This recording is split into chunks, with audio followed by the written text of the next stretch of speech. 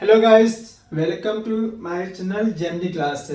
तो गाइस, आज का जो हमारा सेशन है वो हमारा है वॉइस।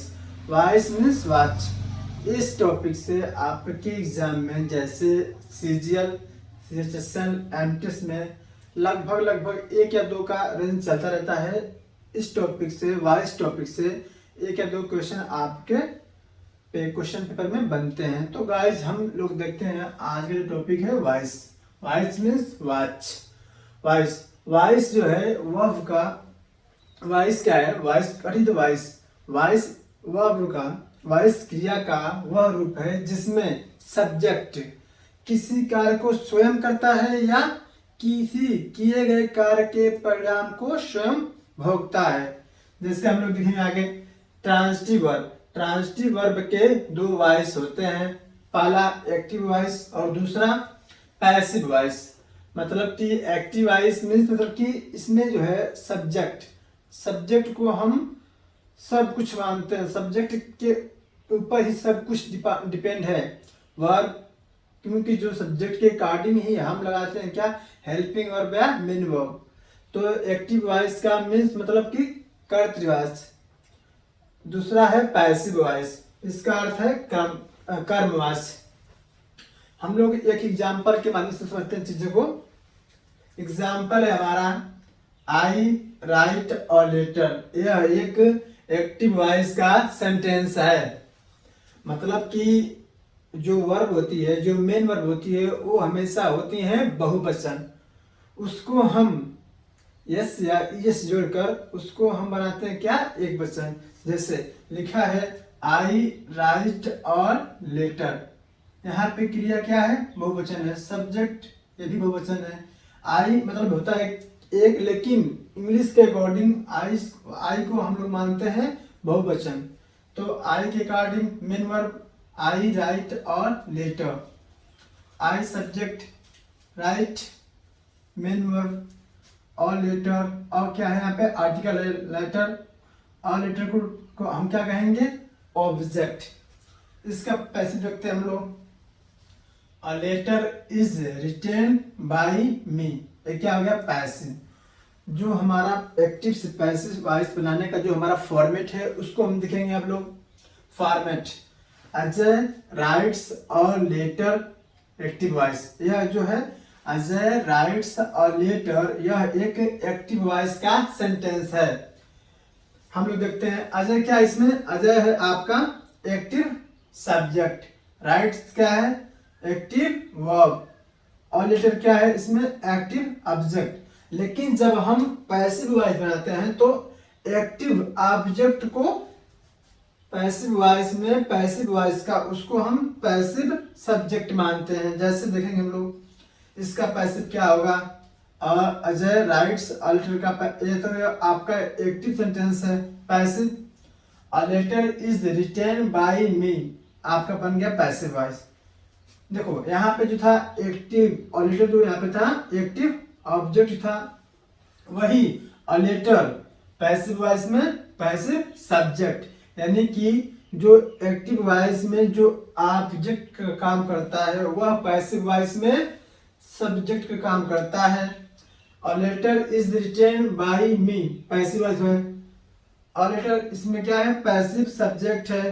राइट रिटन क्या है, रिटन पैसिव वर्ब है, और बाई प्रीपोजिशन यूज करते हैं, और मी पैसिव ऑब्जेक्ट। तो चीजें आपको समझ में आई। देखो, जब हम एक्टिव से पैसिव बनाते हैं तो इसमें हमेशा हम वर्ब की थर्ड फॉर्म यूज करते हैं, पास्ट पार्टिसिपल। हम लोग आगे देखते हैं स्ट्रक्चर क्या है। स्ट्रक्चर है सब्जेक्ट। अगर कोई सेंटेंस हम लिखते हैं एक्टिव वॉइस में तो उसमें क्या क्या होते हैं, active subject plus verb plus object plus other words. Passive में देखेंगे क्या होगा, format structure subject plus auxiliary verb, या आप कर सकते हैं हेल्पिंग वर्ब, जैसे इज, एम, आर, वाज, वर, और मेन वर्ब की थर्ड फॉर्म या पास्ट पार्टिसिपल। और यहाँ पे क्या है, बाई बाई आपका है आपका प्रीपोजिशन, बाई प्रीपोजिशन। और यहाँ पे क्या है आपका ऑब्जेक्ट और लास्ट में अदर वर्ड्स, अदर वर्ड्स। तो हम पहला रूल देखते हैं।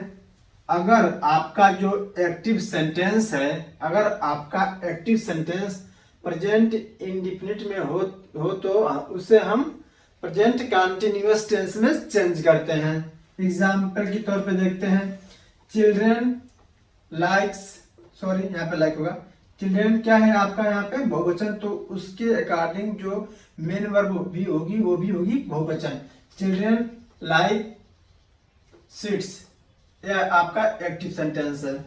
पैसिव क्या होगा, सीड्स, सीड्स के according past sorry present continuous tense की helping verb is am are.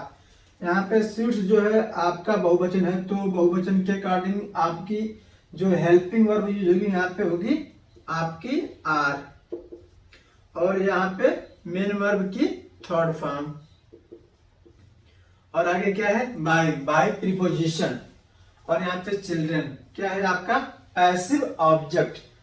कहने का अर्थ यह है कि जो चीज जो एक्टिव वॉइस में जो सब्जेक्ट काम करता है वही सब्जेक्ट पैसिव वॉइस में ऑब्जेक्ट का काम करता है। देखा जाए तो दोनों की मीनिंग से मिल रही है, बट क्योंकि बच्चों को बच्चे मिठाई पसंद करते हैं या बच्चों के द्वारा मिठाई पसंद की जाती है, दोनों की जो हिडन मीनिंग है वो सेम है, बट कहने का तरीका डायरेक्ट है या इनडायरेक्ट है। दो फॉर्म है, या तो किसी चीज को डायरेक्टली बोल दें या तो हम उसे इनडायरेक्टली बोल दें। अगला सेंटेंस क्या है, एग्जाम्पल एक्टिव वॉइस है, बॉयज लव एनिमल्स, लड़के